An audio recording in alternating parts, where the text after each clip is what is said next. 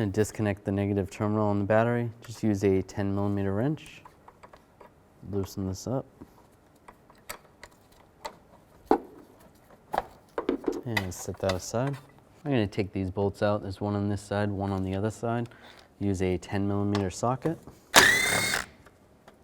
Now I'm going to take these 4 push pins out. I'm just going to use a trim tool. Take the center part out first, and then pop it up. Pop the bottom part out after, just like that. There's 3 screws on each side. You can just turn the wheel to get it out of your way if you need to. I'm going to use a T20 socket to remove them. Now from underneath, I'm going to take these screws out. There's going to be 12 of them all along underneath the front of the bumper. Just use the same T20 socket.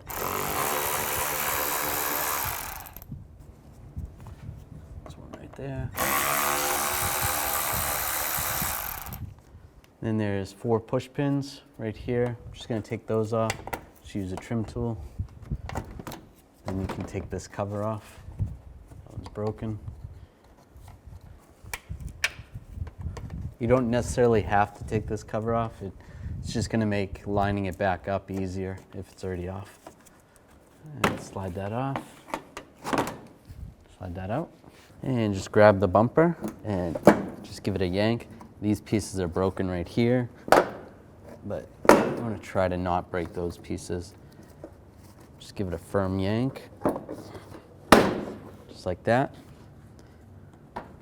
And then there's going to be a little side marker light right here. You can just twist the bulb counterclockwise, pull it out. Do the same for the other side. Just grab the bumper, slide it forward. If you have fog lights, you're going to have to disconnect those bulbs as well. I'm going to take these 2 screws out. I'm going to use a 7mm socket.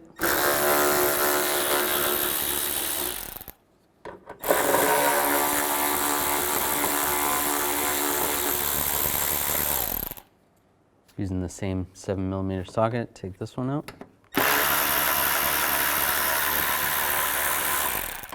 And this one.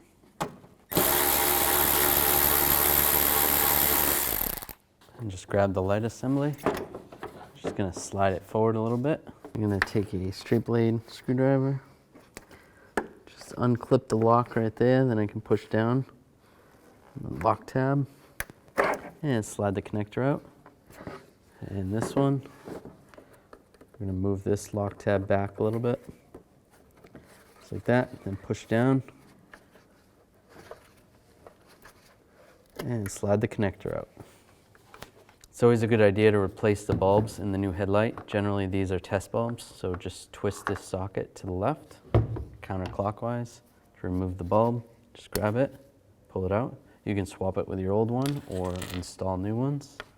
Take the new bulb, slide it in position, lock it in place, reinstall it, twist it to the right. We'll do the same with the headlight bulb. Just grab the socket, twist it to the left, slide it out. This is all one piece. Take the used one or get a new one, line it up, and twist it to the right, lock it in place. The adjuster is right here. You can use a hex key to make the adjustments, or way down in there you can use a Phillips head screwdriver. Now we'll take the connectors, line the connectors up, and lock it in place. Line it up, and lock it in place. That's good. Right. Line the headlight up. That looks good. Now I'm going to get all these screws started. Right there. Right here, get these 2 in. And right here.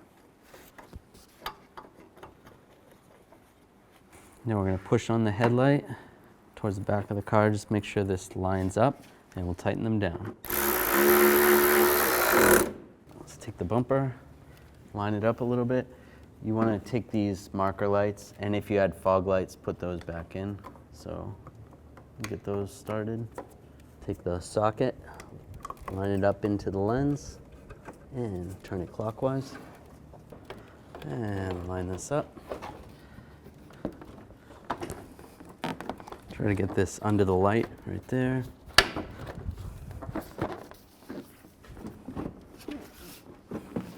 Put these screws back in on the side here. Use the T20 socket and tighten them up.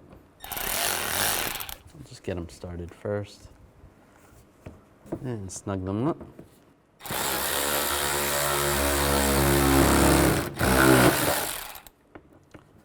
All right, just take this shield, line it up, slide it in place. Now I'm going to put these push pins in first. There should be one right there, but that one's missing or broken. Put those in, and now I can put the screws in.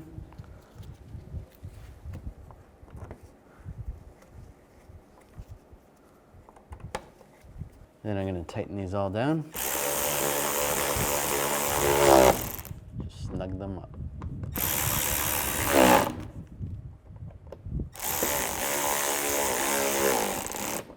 Now just line these holes up, and I'm going to put the 2 bolts in on the sides first. Just get those started. And take the push pins, get those all in.